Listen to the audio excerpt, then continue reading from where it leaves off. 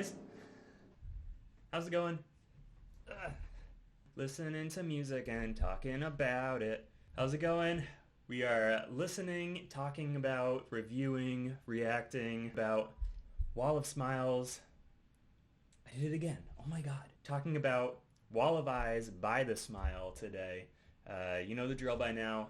I've got a little review, and then I'm going to show you clips from the stream that I do every Saturday at 12 o'clock Eastern. What's the latest? What's the latest and greatest from Tom York, Johnny Greenwood, and company? What are they giving us instead of a proper Radiohead album? Is it good? Is it worth their time? Let's find out. We've got The Smile, Wall of Eyes, my first 2024 album that I'm listening to so far. I won't bury the lead here. It was a good one. This is a great way to start the year. Fantastic album from Johnny Greenwood, Tom York, Tom Robbins, from Tom Skinner, the rest of the crew. They put their money where their mouth is and proved that a light for attracting attention was not just another one-off Radiohead spin-off like Atoms for Peace or one of Tom York's solo albums. They've given the world another portal into the Smile's distorted yet benevolent landscape. I remember enjoying the first album, particularly the track Free in the Knowledge.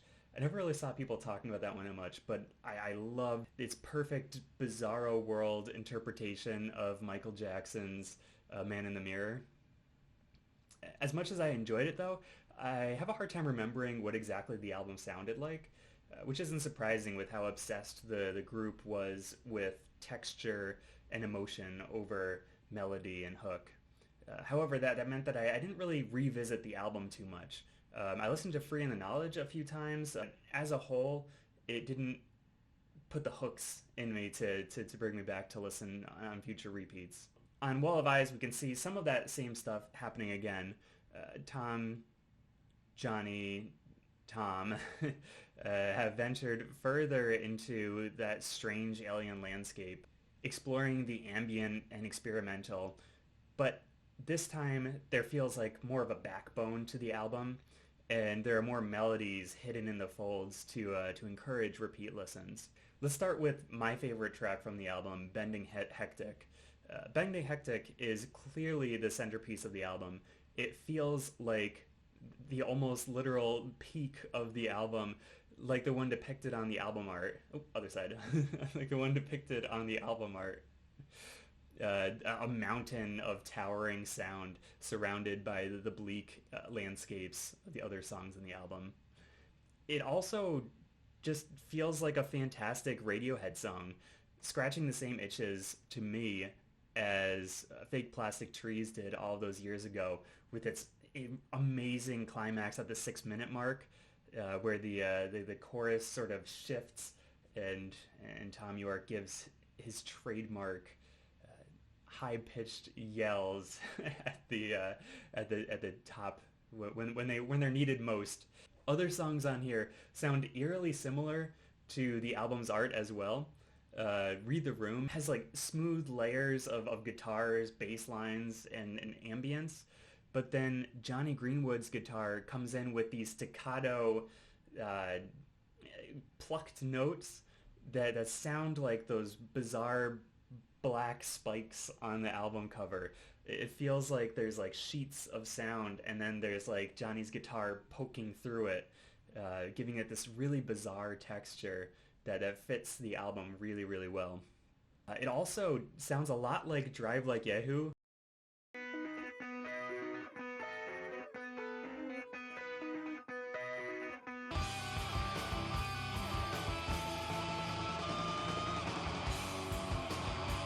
Which I thought was super cool. Other tracks on here that didn't hit me too strongly at first have also started to grow on me. Like Friend of a Friend, which at first I wasn't too impressed by, I didn't think much of, but I've really become attached to the cheery environment of the song. It feels like it belongs in a slice of life anime about a French cafe or something. Overall, Wall of Eyes is a fantastic addition to the Radiohead cinematic universe.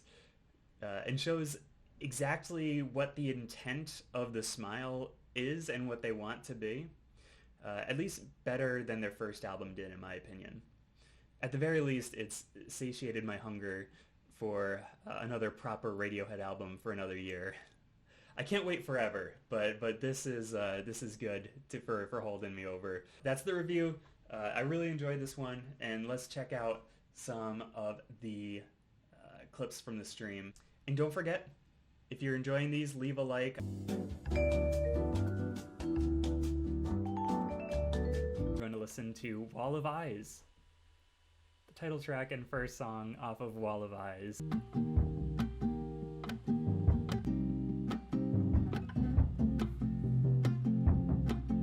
Is there still you? Changed to black and white.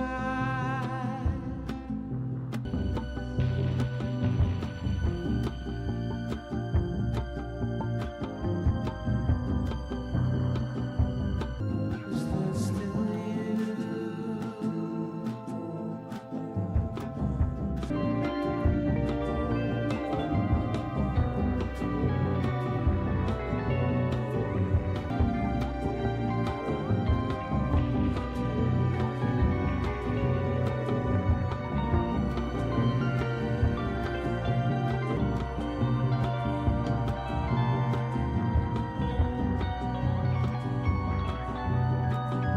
So Tom York and company have been on what feels like a decade or 2 decade long quest to finding out how soft of a song they can play while still maintaining a sense of tension and paranoia. Felt like something that could have been on Moon-Shaped Pool. It had that long, drawn out, like viola or violin, maybe cello in parts that gave it that hovering feel of Burn the Witch, and many other songs on Moon-Shaped. Just a guitar doing a simple strum for most of the song, but just knowing what the band has done in the past, they've really taken the expectations put on any sort of Radiohead, Tom York project. Johnny Green, I keep saying, because Johnny Greenwood is just as important to this as Tom York is. So, you know, both of them combined have so much expectation of not happy music, that sort of tense tension, dread, anxiety that has been come to be expected with Radiohead or The Smile, that even just by strumming a guitar and having one little like violin line throughout the song, it still has that looming sense of dread, and sets the stage really well for the rest of the album.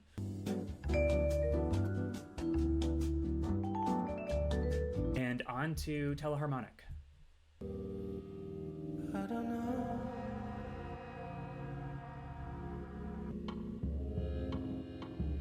Winding drums. Where you That bass line. so loud. Soon you'll be there. Hung up, pinned out. A hammer and nail. Soon you'll be there.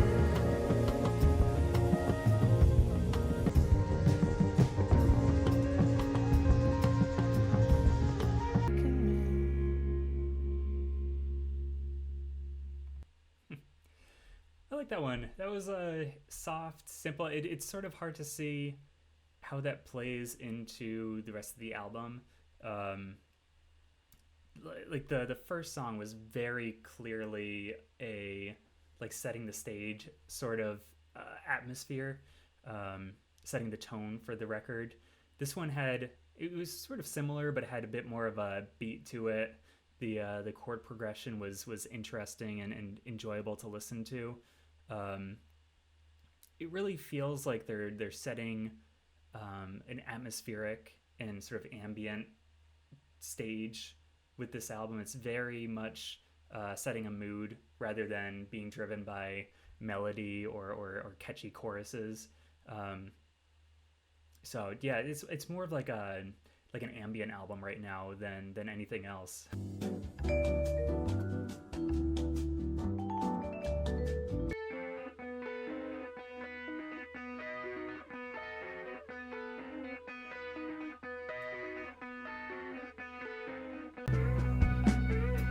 But when the time is right, you can't, maybe you can't be out. For a magic rain, a magic rainbow. It's like psychedelic. So big it bears a light.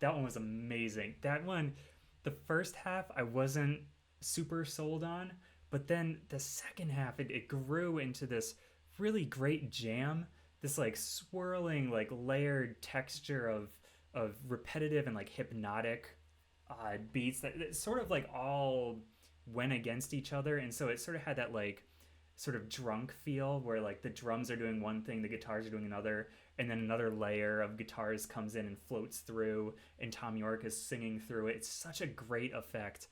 Um, I wanted to mention like obviously they went for a very consistent song length on this album. You can see all 8 songs here, and only one of them is longer than, well, I guess 2 of them are longer than 6 minutes. One of them is 8 minutes, but there's definitely like a range, and especially like these first 3 songs. You feel like every single song has the time to figure itself out and really explore the ambient tones and realm that it wants to exist in. Read the Room sort of twisted things up partway through the song.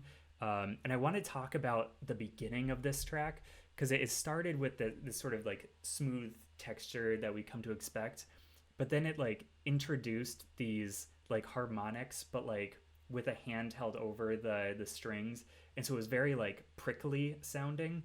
It was really an interesting texture to the song. Here. It takes the fun out. Maybe I can't be out.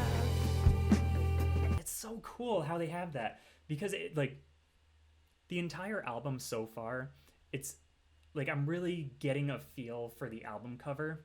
It's felt like there are blankets put over the listener, like different blankets of sound. The synths and the guitars are so soft and consistent and unchanging that it feels like you're just floating through the songs so far. This one was kind of getting that feel with those guitars and with that synth line that just came in. But then they started doing that like like that rough sort of pokey guitar line, and it felt like there were like little needles coming through the blanket. It felt like, you know, you were lying and about to go to sleep or something, and then like somebody's like tick, tick, tick, tick, tick, tick, you know, poking you. And so it was a really interesting effect, and it felt a lot like the album cover looks. You know, it feels like there's these waves of sound, like it's very gentle and not abrasive, and then there are these needles coming up through it, and those are the little guitars. And at the start of the song, when it had like those staccato chords as well.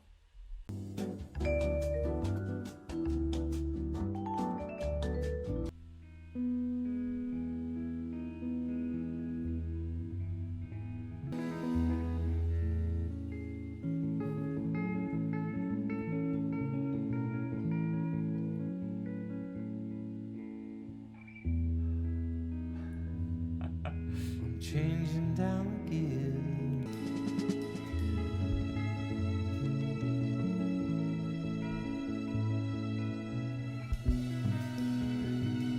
love that. No one's gonna break. Let me just stop real quick. I mean, the start of this song is such a great showcase of how important Johnny Greenwood is to Tom York, to this project, and to Radiohead. It feels like they're both such equals in the start of this song. The guitar on this is so important to setting the tone and setting that sort of rhythm and expectation of like the tension rising and the tuning going up, and then everything settles back down. It's like breathing in, breathing in. I've got these things, I've got these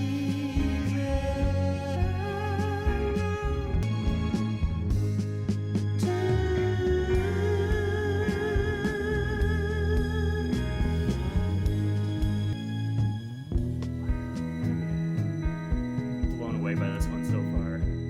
This one is so good. If you got something to say, say it now.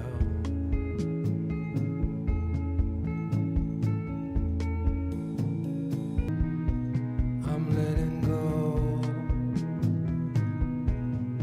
of the wheel.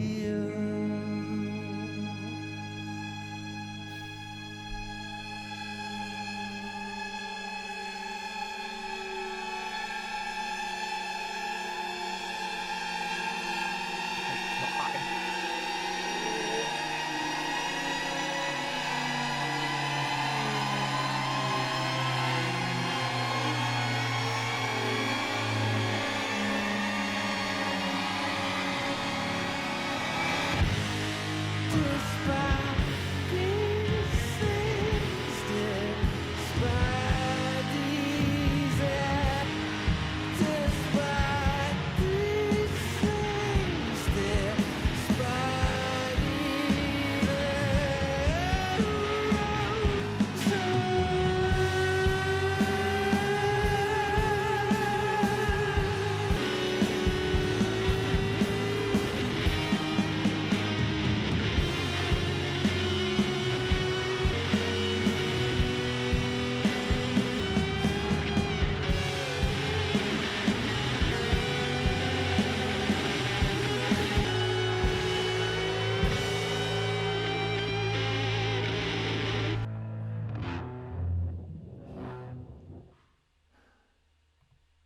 There were tracks on this album like Under the Pillows, which felt like it was like longer than 6 minutes, and then this one it felt like it was like 3 or 4. It flew by. There was so much packed into that song, and such a well executed intro and thematic element with Tom York's vocals about driving cars, changing gears, letting go of the wheel. And Johnny Greenwood, it just put on a clinic that entire song. Just his creative use of the detuning the guitar and making that like an element of the backing guitar line.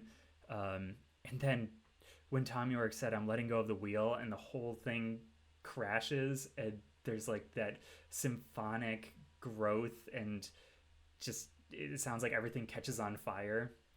And then the guitars come in. Oh my god, it was so effective, so great. Like, and it's also perfectly paced in the album. The first 6 songs hardly had a distortion pedal used at all. I didn't think this album was going to have a strong, punchy guitar element like that. It's so when it came in after that shrieking crash of violins and strings, and the distorted guitar kicked in. What a powerful effect. Like I said, every song on this album has felt like an abstract landscape that you're sort of walking through. This one felt like that direct message. It felt like it was such a direct, pointed, the entire song, even the start where it was slow to build up with that like wavy guitar, the detuning, and the breathing in, breathing out.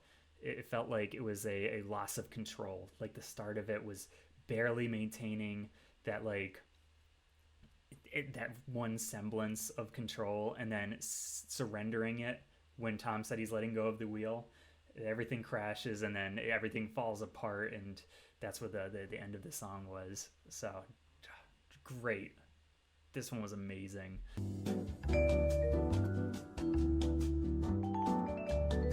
So that was Wall of Smile. No, my God. So that was Wall of Eyes by The Smile. Like I said, it was a great way to start off 2024. I am so grateful that Bending Hectic exists in the world. Such a fantastic song. I fully anticipate it going on at least my best tracks of 2024, and I imagine a lot more. After listening to this record, I was going back to A Light for Attracting Attention, their first album a bit, just to put my finger on what that missing link was between the that first and second album. What made this one pop so much more? And one track that I listened to was off of their live album from like a jazz festival, where they played Free in the Knowledge combined with the following track, A Hairdresser. And in that track, they changed it so much in the live environment. There's so much more guitar and energy than what was present on the record.